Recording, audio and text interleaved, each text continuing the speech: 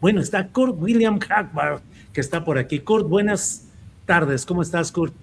Muy bien, gracias Julio, un placer como siempre. Federico también, por supuesto. Federico No, Anaya Gallardo. ¿Cómo estás, Federico?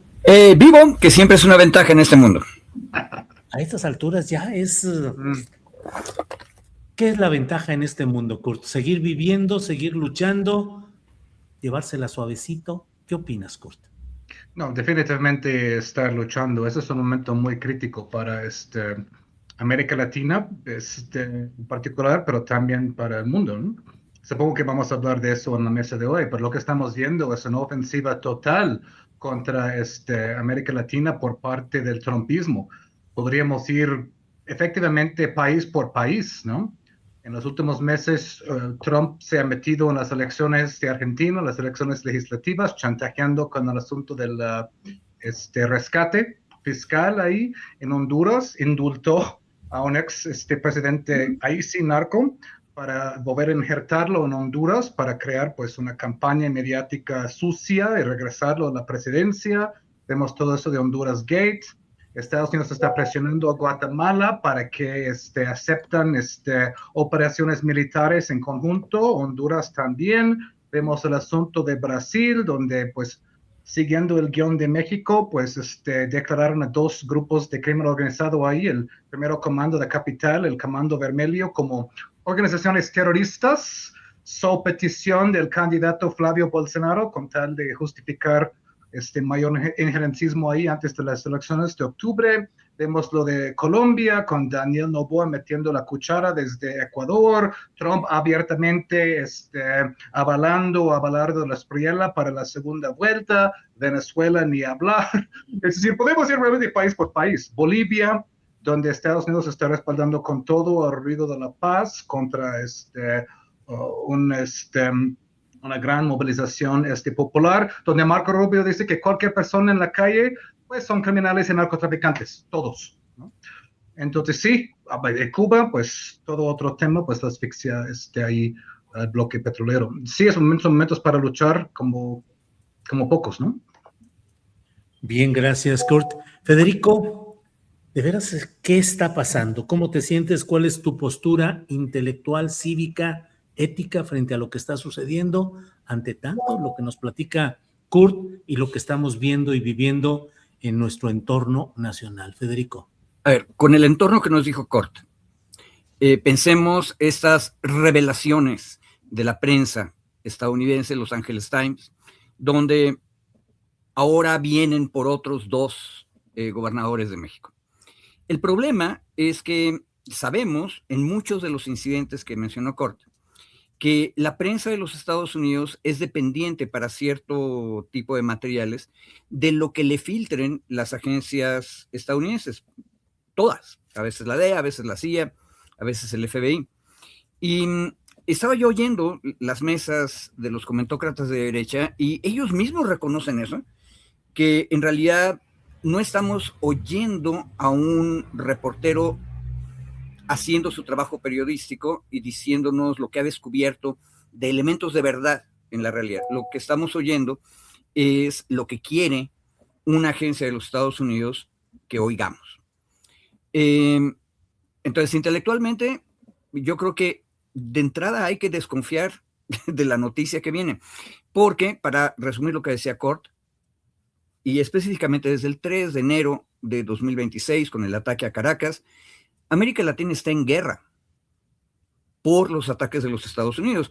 Y la última vez que yo chequé, cuando tú estás en guerra, no debes creerle nada a lo que dice el enemigo. Todo lo tienes que filtrar con ácido. Entonces, fíjate cómo la derecha interna, que está obviamente coludida, ahí está el caso Chihuahua, que no lo mencionó Cort porque se quedó afuera, pero adentro tenemos el caso Chihuahua y la CIA operando en ese estado. La derecha de repente empieza a decir, no, ya tenemos otros dos gobernadores.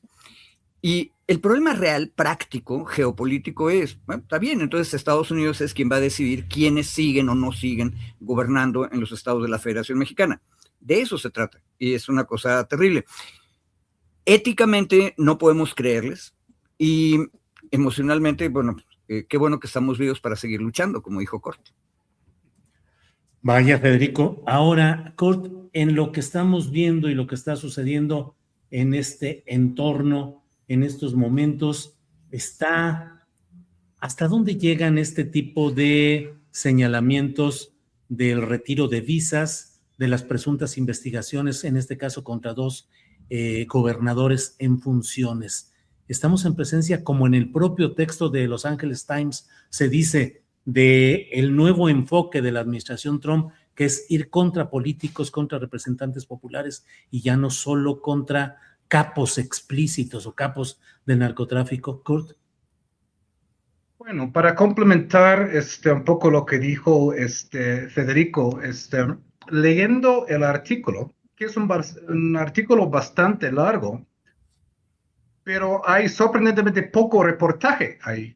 Solo es el primer párrafo que habla de este supuesto retiro de visas de los 2 gobernadores en cuestión.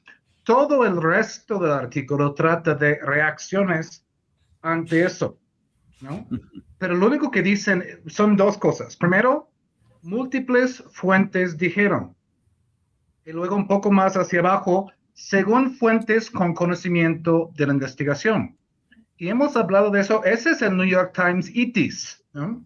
Esta es la práctica común del New York Times de sembrar una historia en el fuero público con base en fuentes anónimas, ¿no?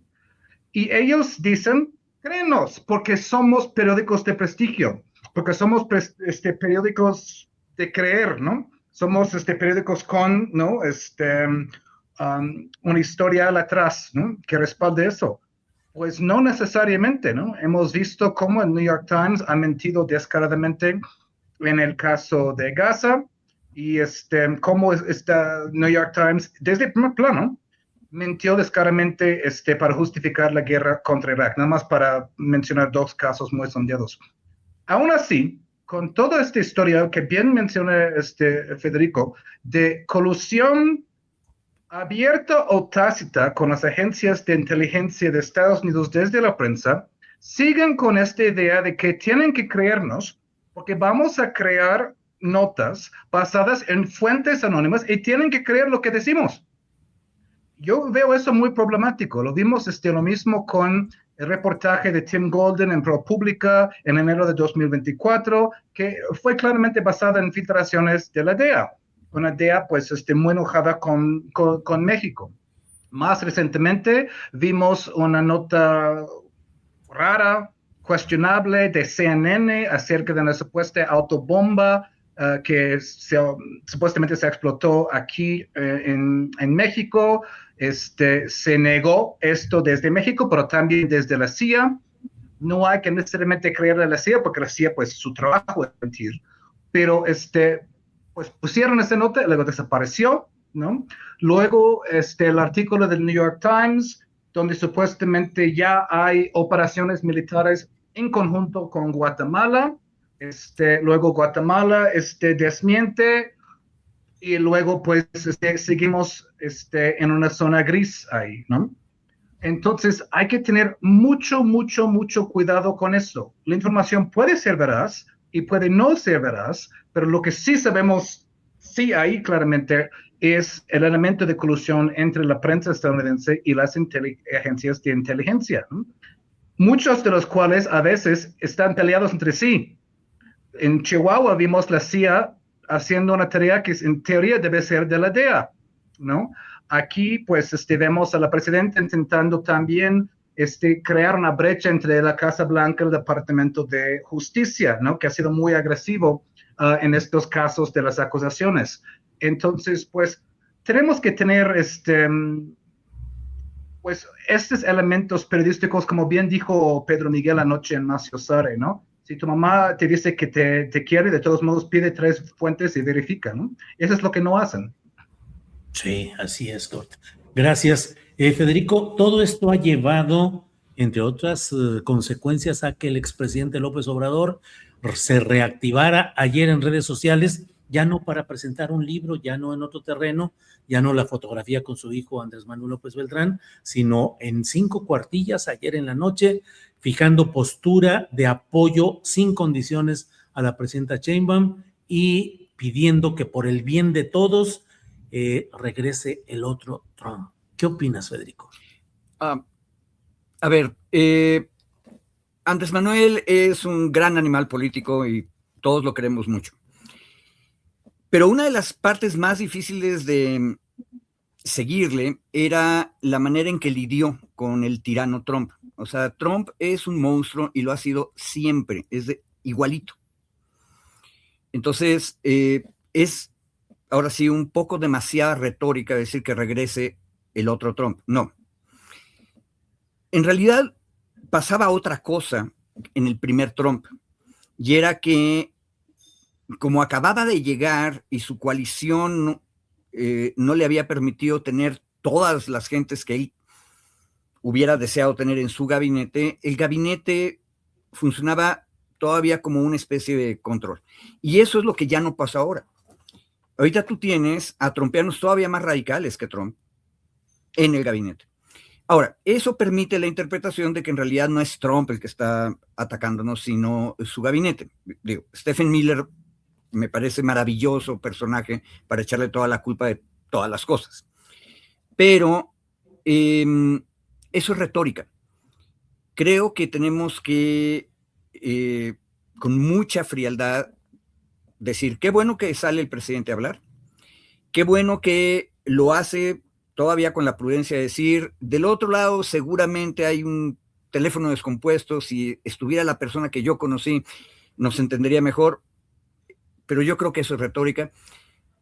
Qué bueno que salió, qué bueno que apoya a Claudia, pero ojo, el papel de Claudia y el papel de Andrés Manuel es uno, y la nación, todos nosotros y nosotras tenemos que ser bien prudentes y saber que el ataque es de un imperio en declive, pero tremendamente poderoso, que hace rato se olvidó de que una de las reglas para lidiar con el puercoespín mexicano, como le llamó un embajador a México, un embajador de Estados Unidos en México, el puercoespín mexicano necesita ser estable porque si no le va a causar muchos problemas a Estados Unidos. Eso se les olvidó. A ellos ya no les interesa si de pronto hay un caos general en cualquiera de los estados mexicanos.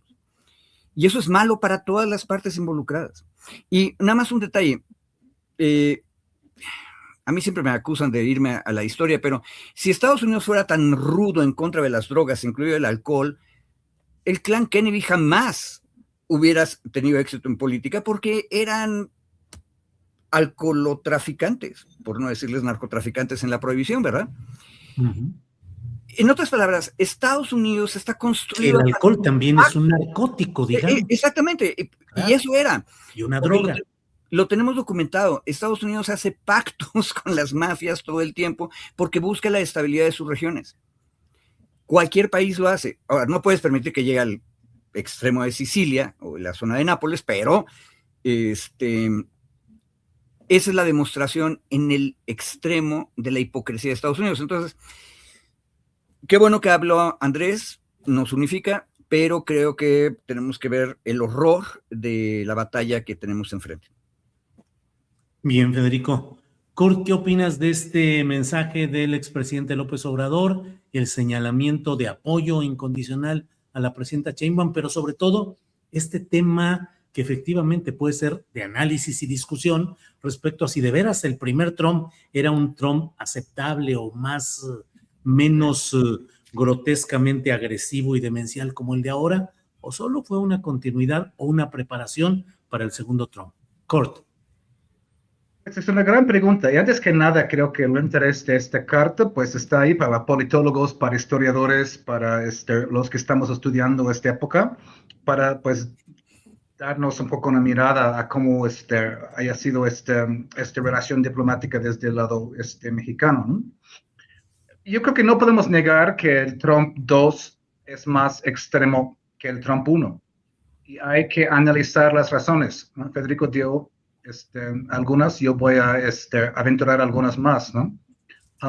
una gran diferencia, perdón, entre 2016 y 2024, uno tiene que ver con la política interna de Estados Unidos. En 2016 hubo un movimiento bastante fuerte de la izquierda en términos de Estados Unidos, ¿no? El movimiento de Bernie Sanders estaba muy fuerte, casi arrancó la nominación demócrata de Hillary Clinton, había mucha movilización en la convención demócrata de este año, hubo enormes protestas en las calles de Filadelfia, hubo un tipo de sublevamiento contra este partido demócrata centrista, tibio, blando, parte de la maquinaria bipartidista ahí. Entonces, hubo mucha efervescencia en ese momento histórico, que luego llegó pues a las protestas, ¿no? La resistencia contra Trump desde su primer día, ¿no?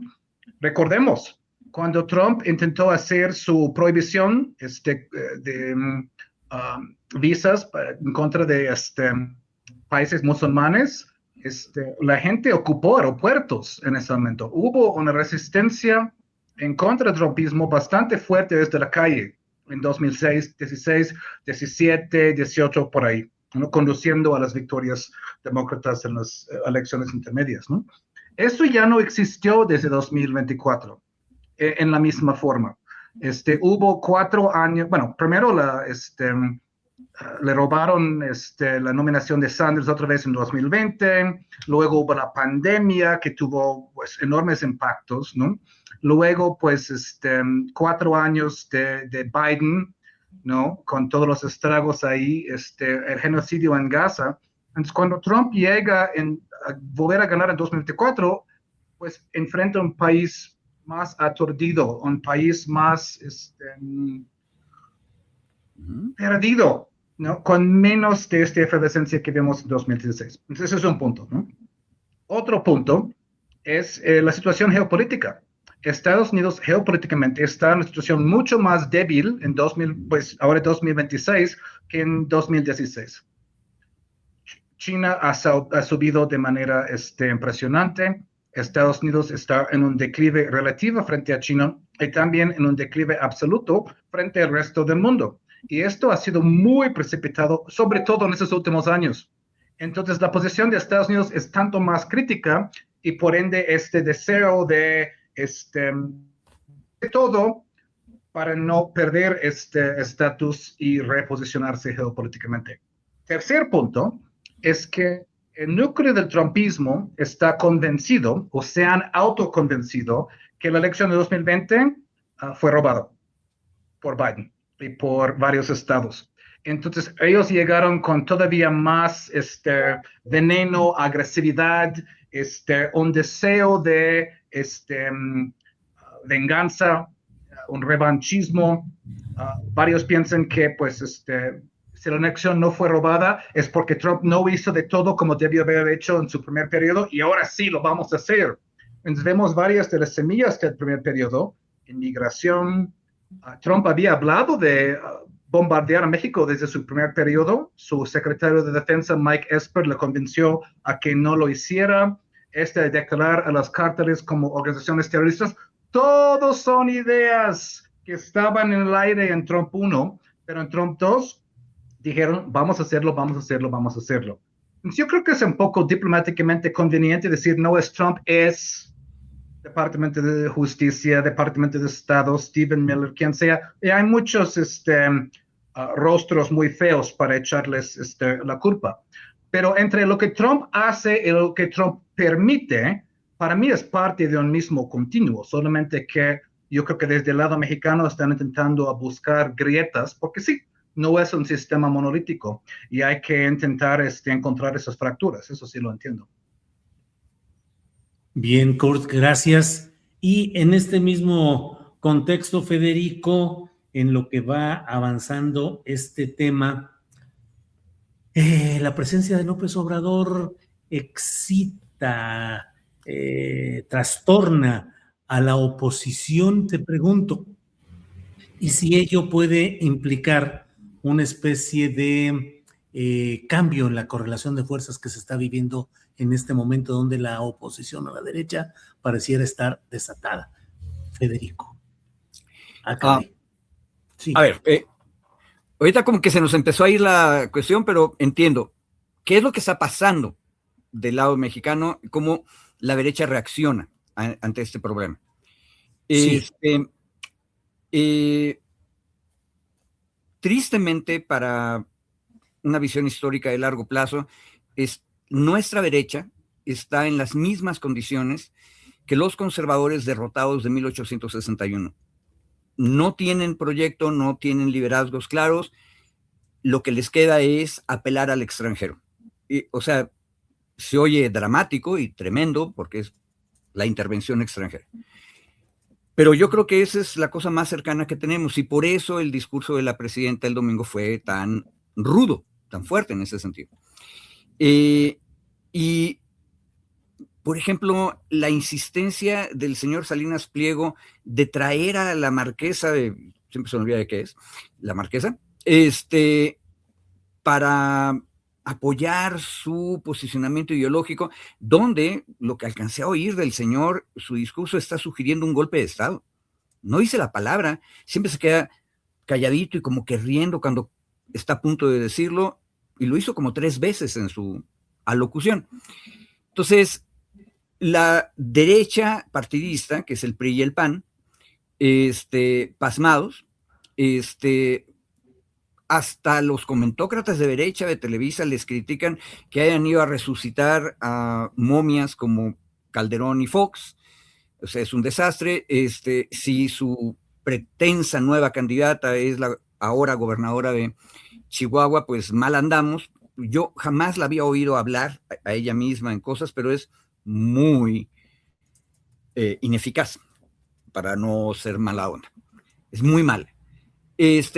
Y luego Salinas Pliego, que parece que es el candidato de la ultraderecha independiente, equivalente a los Mileis de Argentina. Bueno, eso significa que es lo que dije primero, están en la misma situación de no proyecto, no personalidades y solo podemos recurrir al extranjero. Eso es tremendamente grave, es pésimo. Y, por cierto, hay un detalle, como están en tal orfandad, luego no salen cosas. Alguien me mandó para levantarme el ánimo hace unos días un clip chiquito de un programa con Adela Micha, donde Adela Micha invitó a unos hacedores de encuestas, incluyó el compañero de Mitofsky, que, bueno, todos eran muy serios. Ella quería que le dijeran que el caso Rocha Moya Sinaloa había destruido el prestigio de Morena y que habían bajado las cosas, y todos los encuestadores dijeron, pues la verdad es que no. ¿Por qué?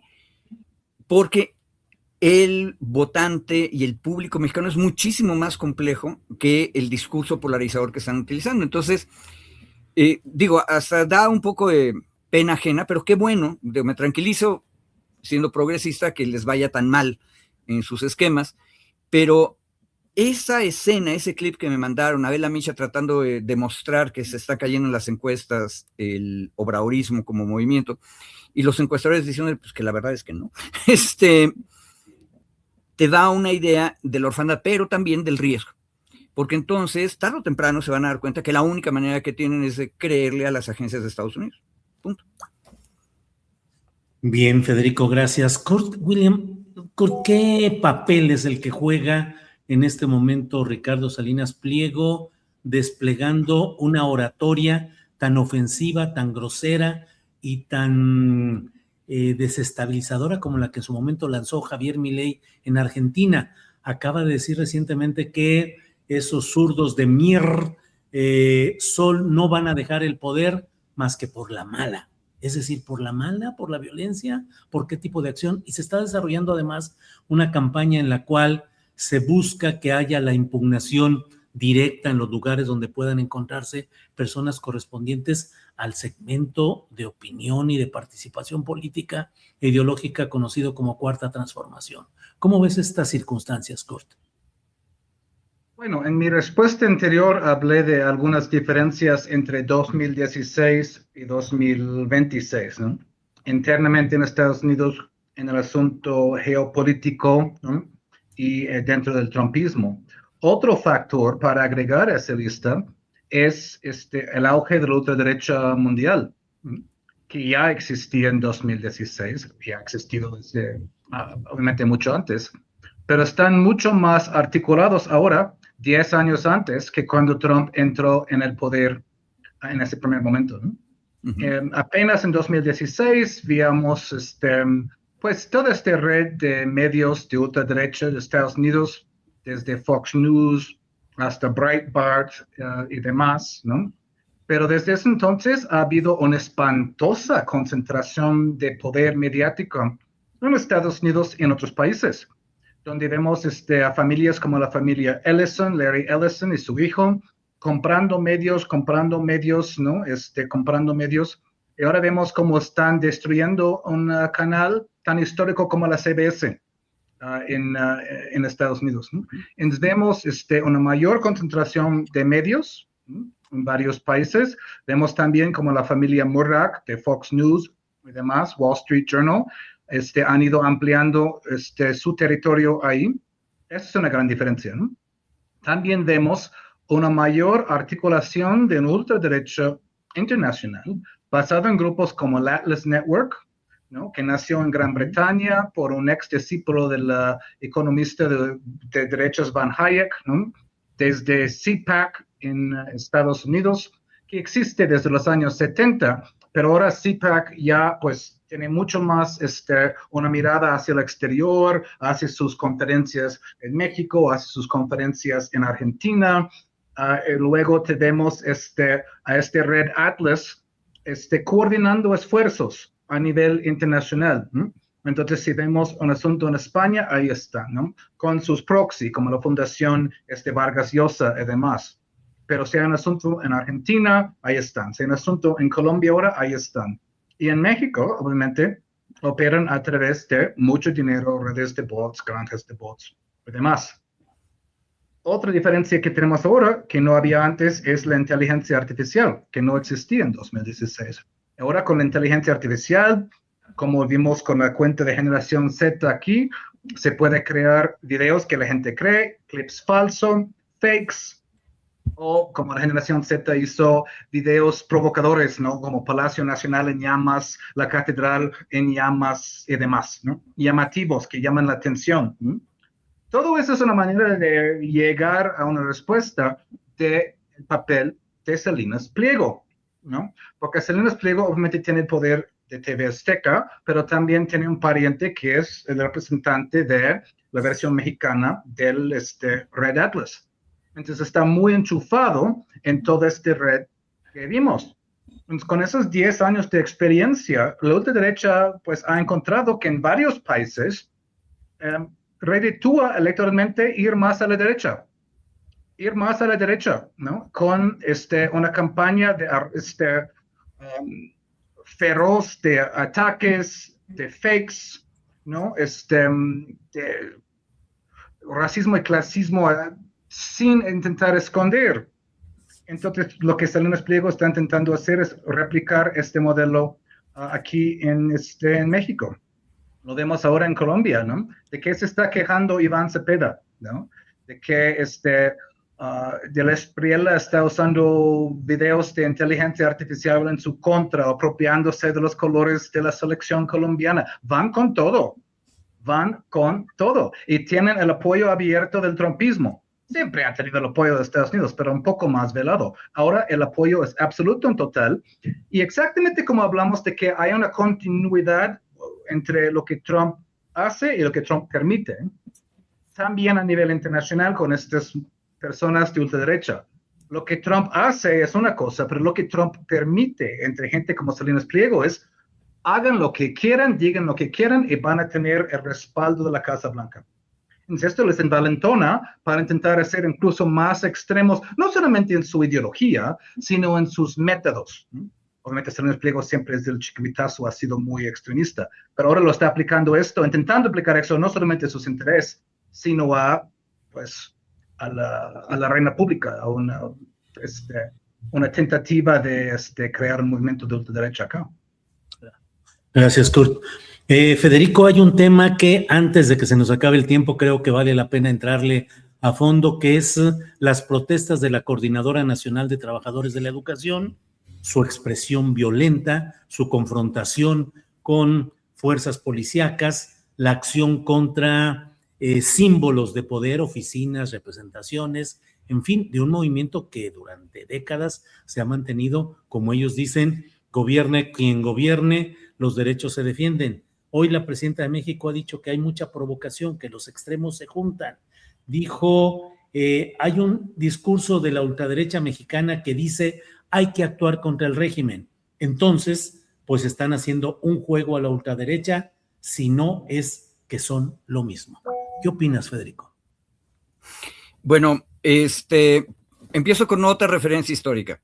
Sí, señor. La tragedia de 1912-1913 es que el gran grupo rebelde en contra del gobierno de Madero no eran conservadores, sino campesinos enojados, específicamente los zapatistas.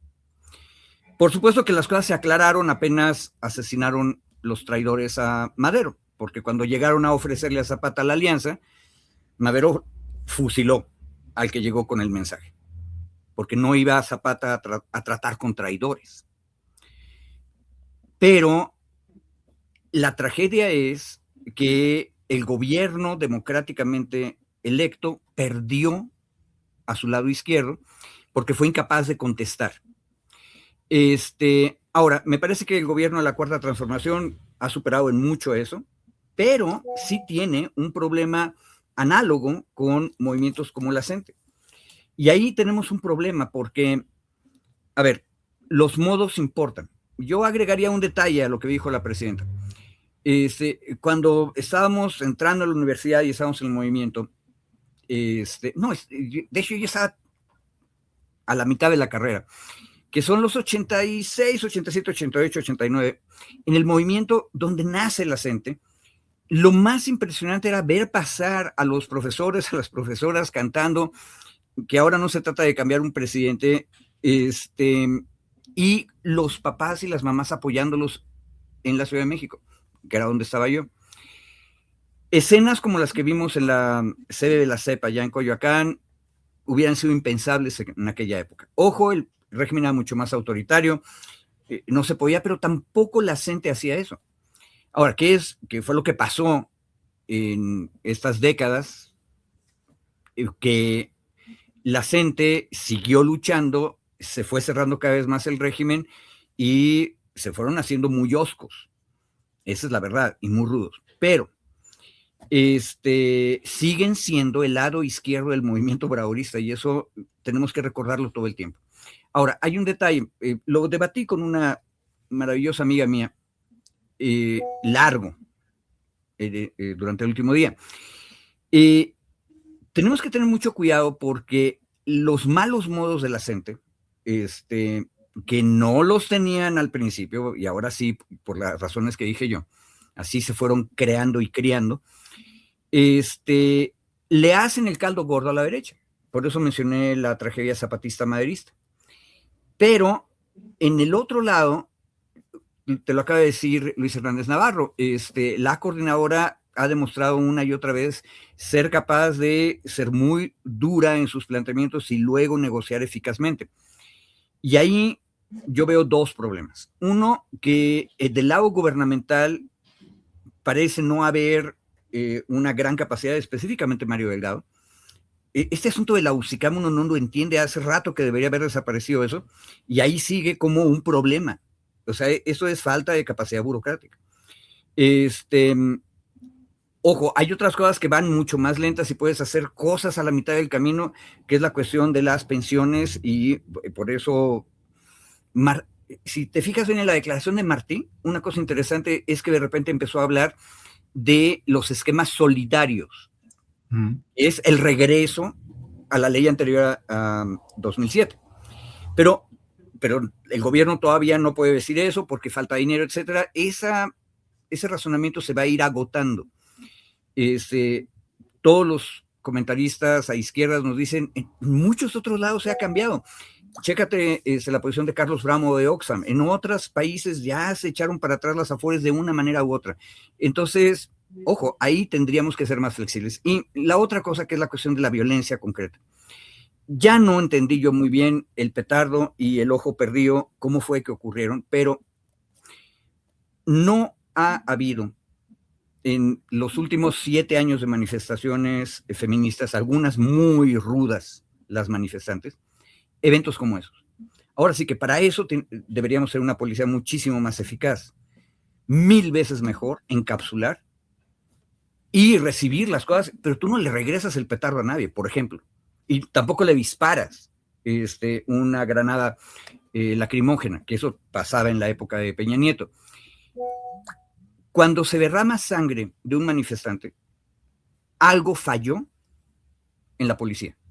Y van a decir que soy un radical y que soy demasiado idealista. Es lo que tenemos que hacer, porque lo que podemos reformar es la policía. Y entonces, cualquiera que haya sido el evento, hay que investigarlo perfectamente. ¿Quiénes llevan los petardos? Eso no se vale, no hay que llevar petardos. Pero la pregunta es, ¿no deberíamos tener inteligencia y saber que hay potencialidad de petardos? Y no sé, detenerlos cuando están saliendo de su casa. Digo, la policía necesita ser muchísimo más civilizada y muchísimo más eficaz. Que alguien pierda un ojo significa que todavía no lo son, y eso está terrible. Bien, Federico, gracias. Sobre este tema, Kurt, ¿qué opinas? Protestas de la CENTE, violencia, confrontación, exigencias desde hace tiempo, problemas presupuestales para cumplir las exigencias de los profesores, y la presidenta que habla incluso de que estas protestas terminan beneficiando a la ultraderecha. ¿Qué opinas, Kurt? Bueno, Julio, yo intento tener un entendimiento matizado del asunto, porque es bastante complejo. También porque viví muchos años en Oaxaca, entonces pude observar de cerca el movimiento ministerial, la sección 22. En esta entrada tengo que decir que pues admiro mucho su capacidad de organización y lucha, ¿no? Si la CENTE nació como un movimiento democratizador dentro de la CENTE con S en el 79, pues aguantar 40 años de neoliberalismo muy autoritario no es poca cosa. Y obviamente hay una gran presencia indígena en la sección 22 por los maestros que vienen de las 8 regiones de Oaxaca, socioculturalmente muy complejo como en Oaxaca, y hay mucho de eso ahí, ¿no? Eso lo tengo muy presente. Del lado más negativo, yo veo pues cierto cerrazón ahí, y pues casi como esta idea de que no tenemos que explicar nuestra lucha a nadie, y pues o están con nosotros o pues ahí aguantan el asunto, ¿no? Desde pues familias en Oaxaca que cada año tienen que ir semanas sin clases, o el asunto en las calles, ciertas tácticas que Federico mencionó que hemos visto recientemente, ¿no? Entiendo eso de los dos lados, ¿no? Pero bueno, hay que entender que la CENTE en sus mejores momentos ha estado ahí en los momentos cruciales de este país, ¿no? Estuvieron marchando contra el desafuero en 2005, ahí estaban obviamente enfrentándose al peor del priismo de Ulises Ruiz en 2006, de hecho ahí nos conocimos por primera vez, Julio, ya llovió, cuando Sí. tenías tus cámaras de Astillero TV, ahí en el centro de Oaxaca en ese momento, ¿no? Ahí estuvieron contra los fraudes, ahí estuvieron contra la extinción de Luz y Fuerza del Centro, ahí estuvieron en Nochislán, dando la cara contra gobiernos muy represores. Entonces, nunca he creído eso de que nada más están aliados con el PRIAN para dañar el gobierno. Ni el magisterio forma parte del PRIAN, ni el gobierno en turno ahora es el PRIAN de antes, ¿no? Hay que ver los dos lados, ¿no? Hay mucho más disposición de dialogar del gobierno actual, de pues aumento de salarios, retiraron la propuesta de los cambios en el ISSSTE y una serie de cosas más, ¿no? Realmente espero que se pueda llegar a un acuerdo ahí. Dos más temas que surgen de la coyuntura, que creo que son importantes mencionar rápidamente. El primero es el asunto de las pensiones. Se habla mucho de Fobaproa como el gran robo de los años 90. De hecho, fue parte de un robo dual. probablemente socializó deudas privadas para beneficiar a la oligarquía de este país, pero al mismo tiempo, en la misma idéntica época, estaban privatizando las pensiones con la ley del IMSS de 97, ¿no? Y luego más la ley 10 años después. Pues México no es el único país en el mundo que ha visto protestas cuando se trata de pensiones. Es un tema muy sensible. Nada más mira Francia, mira París. Ellos tienen una edad de jubilación de 62 años. El gobierno de Macron quería cambiar eso. París se encendió.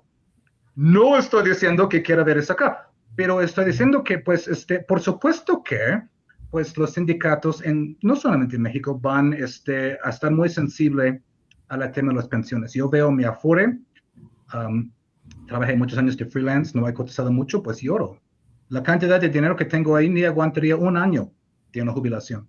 Es decir, mal esto, ¿no? Y yo entiendo que ahora con López Obrador a este sistema de complementar las pensiones bajas para que lleguen al promedio del IMSS, ha habido avances, pero sigue siendo pues un asunto de pensiones privatizadas al modelo chileno, ¿no? Uh-huh. El otro tema detrás de eso es el tema del mundial. Eso es también algo que tenemos que cuestionar. Bienvenido sea el fútbol como un deporte que une el mundo. Esto siempre hay que reivindicarlo. Cualquier evento que una a los países del mundo, bien. Cualquier evento que haga que más gente vea y se enamore de México, bien. Como me pasó a mí en mi momento. Pero la FIFA es una corruptela. La FIFA va a ganar $9,000 millones este año. $9,000 millones, al mismo tiempo que tienen esos boletos estratosféricos, al mismo tiempo que hacen que la gente no pueda ver los partidos en el tele gratuito, ¿no? Exigen que cada país ponga 20,000 voluntarios sin pagar al mismo tiempo que están ganando esta cantidad de dinero, exigen exención de impuestos, incluso más de México que de Estados Unidos y de Canadá, porque México está en una posición relativamente más débil en las negociaciones. Entonces, pues el asunto está por ahí también. El Zócalo está ocupado por el FanFest. Entiendo, qué chido que la gente vaya a poder ver los partidos, pero el asunto es la inequidad del asunto de la FIFA y todo el asunto de la corrupción ahí. También está relacionado a lo que estamos viendo en el centro histórico ahorita. Bien, Kurt, gracias. Bueno, pues vamos cerrando, Federico. Kurt, gracias. Ya nada más lo que deseen agregar, postrecito de lo que quieras plantear, Federico, de todo lo que hemos estado abordando o cualquier otro tema, Federico. Más bien, nada más un comentario para hilar todos los temas. Ahorita Kurt dijo que se incendió París, pero parecía que era una figura retórica, pero no es cierto. En Francia es una república muy rara, que por cierto es muy comparable con México en algunas cosas, pero en términos de lo que la derecha dice que es México o debería ser, los franceses están locos, son violentísimos, queman palacios, queman oficinas, a cada rato queman los carros en las calles. Y eso lo han seguido haciendo. Y alguna vez, un amigo que se terminó haciendo ciudadano francés allá, me decía, bueno, pero eso es lo más normal porque uno nunca sabe cuándo le va a tocar a su grupo social ir a manifestarse. O sea, todo mundo se manifiesta y todo el mundo puede llegar a ser tremendamente violento. En ese sentido, esa fama de que los mexicanos somos broncos en realidad es pura pose. En México somos bien quedados en términos de la violencia y nos espantamos mucho con las violencias. Por eso nos molesta a muchos los modos rudos de la gente. Pero, ahorita por ahí alguien en los comentarios dijo que era yo policía. No, yo lo que quiero es que haya una buena policía que contenga a todo el mundo y si ve que viene un chavo con unos petardos que le van a estallar en la mano, lo contiene, le quita los petardos y evita el accidente. Por ejemplo. ¿Sí? La policía debe proteger a todos, incluso a los que están tremendamente enojados. Pero, pongámosle un granito de sal, hay sociedades que han sistematizado de una manera extraña, hasta institucionalizado ciertas manifestaciones violentas. Y no fue París, creo que fue Burdeos, Kurt, en donde el viejo palacio del ayuntamiento que tiene 400 años en llamas completo, en medio de alguna de las manifestaciones en contra de lo que estaba tratando de hacer Macron. Entonces, atención, un poco la el enojo que nos causa en las redes sociales, los malos modos de la gente, es en parte aprovechado por este discurso de la derecha que quiere decir que aquí en México es un caos y entonces lo que necesitamos es una mano dura, bla, bla, bla. Estemos atentos y cada vez que veamos un problema, pongámosle 3 granitos de sal a todo. Bien, O sea, Federico, no muchas sal. Sí, señor. Está bien. Postrecito saladito, se vale, ¿cómo no? Gracias. Kurt, postrecito, la parte final del programa, tus reflexiones, por favor. Bueno, yo terminaría con una reflexión, porque lo que el trumpismo quiere proyectar, aparentar, es una idea de que pues, la resistencia es fútil, ¿no? No se puede hacer nada, van con todo, ahora nada de pensar las cosas 2 veces, como en su primer periodo, van con todo, van a acabar con todo, y nada más hay que dar la rodilla, ¿no? Como la derecha y otra derecha en este país. De hecho, no. El trumpismo está en una posición mucho más débil de lo que quiere que sepamos, ¿no? Sufrió una derrota espantosa en Irán, no sabe qué hacer ahora, si salir y admitir la derrota o escalar y llevar la economía a una depresión mundial o seguir ahí con todos los indicadores económicos empeorándose mes con mes. La reserva de petróleo en Estados Unidos está en su punto más bajo del 83. Estados Unidos ha tenido que usar su reserva estratégica de petróleo para intentar mantener los precios de petróleo en cierto equilibrio. Trump va a perder las elecciones de noviembre estrepitosamente, tiene problemas económicos, tiene problemas de inflación en términos de Estados Unidos y demás, ¿no? Fue a China y regresó con nada, efectivamente, ¿no? Esto ayuda a explicar por qué tanta dureza con América Latina, porque cree que es la zona donde puede todavía, ¿no? A diferencia de otras partes del mundo, ¿no? Y justo vimos un indicio de eso cuando llegó el flamante director de Seguridad Nacional, Markwayne Mullin, ex senador, muy peleonero, muy bronco, muy rudo, de la derecha del estado de Oklahoma, un estado con fama de rudo además. Llegó aquí con esta idea de que iba a dar de golpes, ¿no? Figurativamente aquí al gobierno mexicano, y salió con otra actitud. Aparentemente dijo en la reunión que pues Estados Unidos espera que México entregue a Rocho. ¿Quién sabe, no? Pero lo que sí es bastante evidente es que se tomaron la foto, bastante sobria el asunto, luego regresó en una audiencia en el Congreso, dijo, cosa que uno no espera de alguien como él, que México tiene su soberanía y tenemos que respetar eso. Ahora bien, el trumpismo es famoso por decir una cosa en la mañana y lo contrario en la tarde. Pero es un indicio de que no es monolítico, no es inevitable, no es inexorable, no es impenetrable. Y se puede ir encontrando esas grietas, ¿no? Entonces, que no nos deprimamos en pocas palabras. Bien, Kurt, pues muchas gracias. Realmente agradecido, Kurt, Federico, de esta oportunidad y espero vernos pronto. Gracias por esta ocasión. Don Julio, Kurt, cuídate. Hasta luego. Gracias.